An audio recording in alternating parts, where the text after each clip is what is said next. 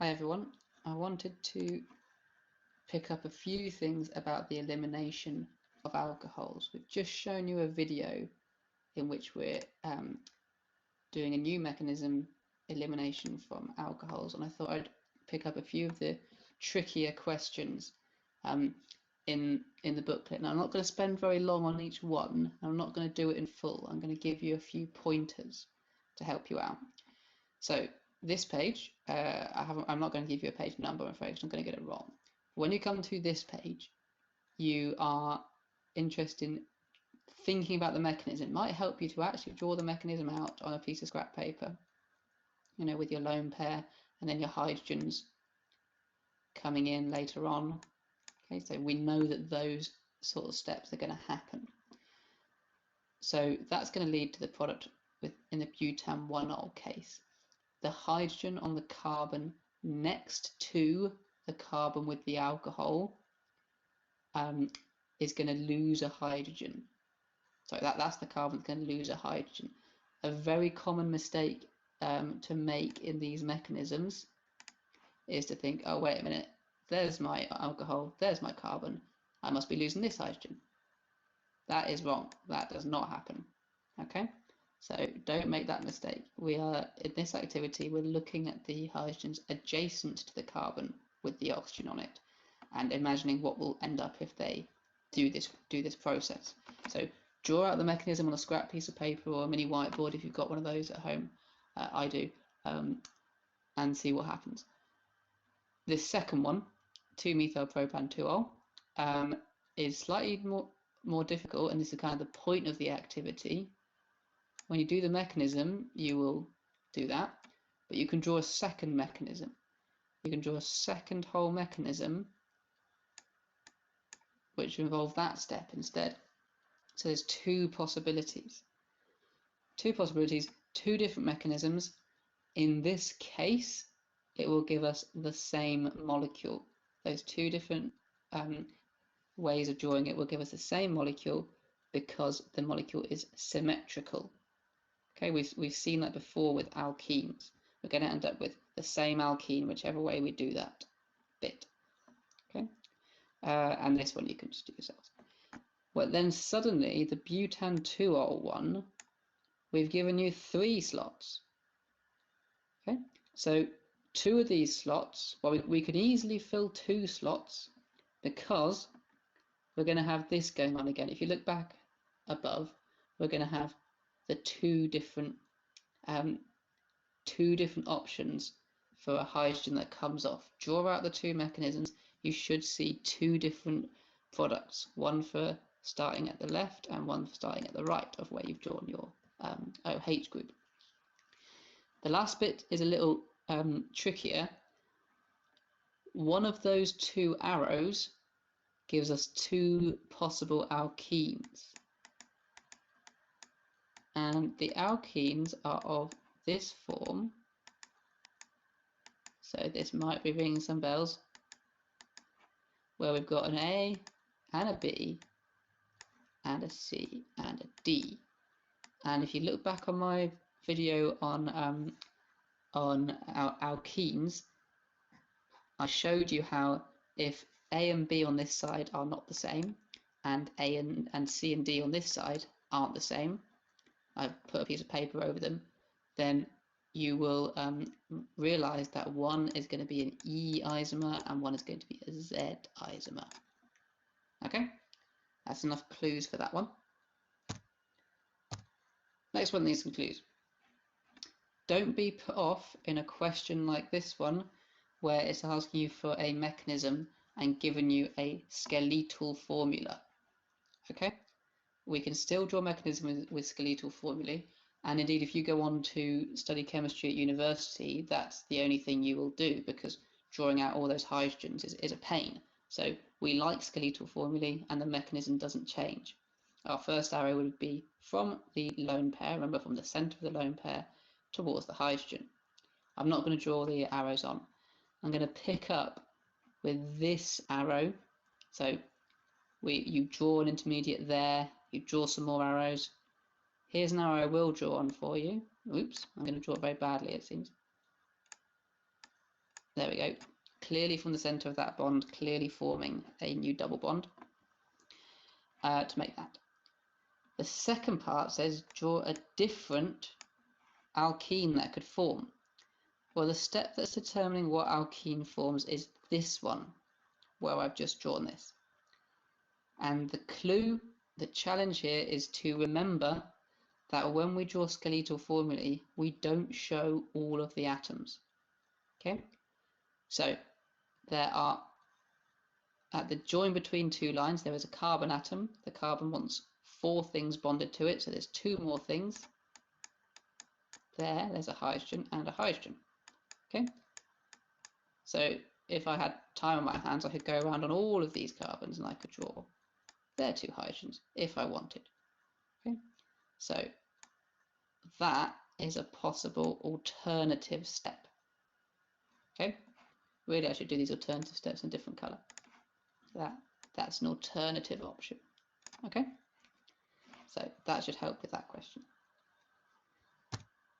Finally, this one is a bit nasty because it looks like something you don't know about.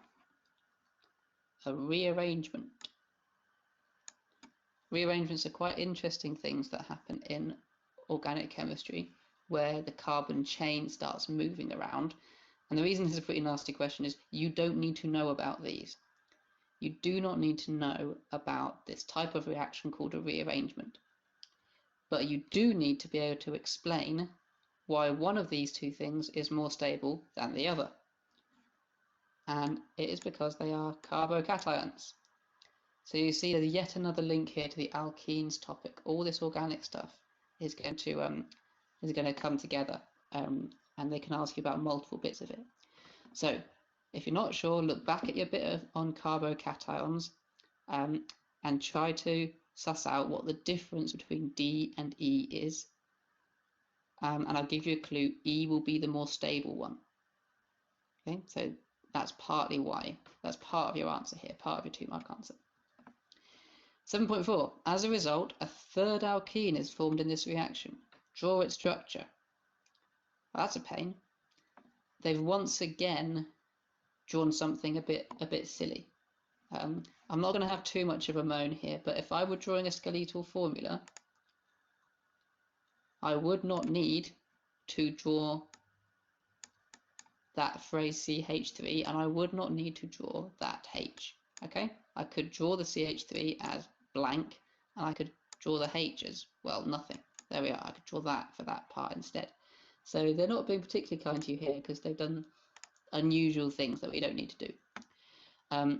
But we do need to be aware of what's going on. In the last question, we needed to be aware of a hydrogen sitting over here. And we needed to be aware of some hydrogens here. So actually, it could be easier if we draw these on. Let's draw those ones on. H, H, H. And you get the idea. Let's go yellow. I mean, yellow yet. No, yellow won't show up. You get the idea. These could also do that little step there. Ooh, can't quite get close enough. A little step towards that bond. Okay, those are also hydrogens that could do that. So there's your clue. That will help you work out what's going on there. Okay, last thing. Here's a question. Again, I would do this as a starter if we were in class together. And now you see why I don't normally draw my molecules in full. I'm sorry those are so clumsily drawn. There's an error in one of them, but it won't matter. What are the products of the reactions of these 2 compounds with this crazy looking thing, which gets refluxed, and some acid? Well, the crazy looking thing, as you now know, is the potassium dichromate. I'm not going to go through it because you've taught yourself that. That's going to oxidize an alcohol. So let's have a look at oxidizing these 2 alcohols. In fact, let's use a summary here. All right, can we oxidize the alcohols? Let's have a look. This alcohol, we need to work out what classification it is. That was the first thing we did. One of the first things we did with alcohols. There's the O and the H. So let's have a look at the carbon that is nearest it, that's this carbon here. How many carbons are bonded to it? 1, 2, 3. It's tertiary. So does it oxidize? No, it doesn't. Now this carbon here, this molecule here, looks very similar, doesn't it? So here's my OH, and here's the carbon the OH is bonded to. How many carbons is that bonded to? Just one. It's primary. Take care with that, it looks a bit like the tertiary one. If it's primary, does it oxidize? Yes, it does. And it oxidizes to a carboxylic acid that I'm not going to go through right now. Next thing, well, these ones here are the conditions for the elimination, aren't they? Elim. Does it elim? Does it elim? Let's use the purple. The purple seems to show up well. Okay, so this time, like I told you a moment ago, for the elimination, we're looking for a hydrogen on the carbon next to this one. So there's the carbon that was bonded directly to the OH. Is there a hydrogen next to it? Well, yeah, there's loads. Look at all these. So we're going to have that one doing the arrow I've just shown you later on. Not straight away, but later on. And we can have that one. Okay, and of course these are the same as that one because they're all the same. Just by rotation, I can make all of those into the same hydrogen. So good, that one eliminates. Let's do the same thing over here. Elimination for this one. Well, there's the carbon, and we want to look for the hydrogen on the carbon next to it.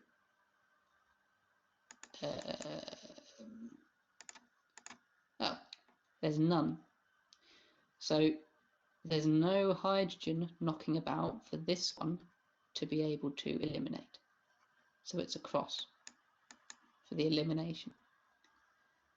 So that's the point of the question, really. Those two alcohols looked very similar, but one of them can't oxidize because it is tertiary, and one of them can't eliminate because it's missing those hydrogens nearby. I do not want to be docking marks in our next assessment because people are doing this step with a hydrogen bonded to that green carbon there. Okay, please don't do that. Okay, thanks for watching.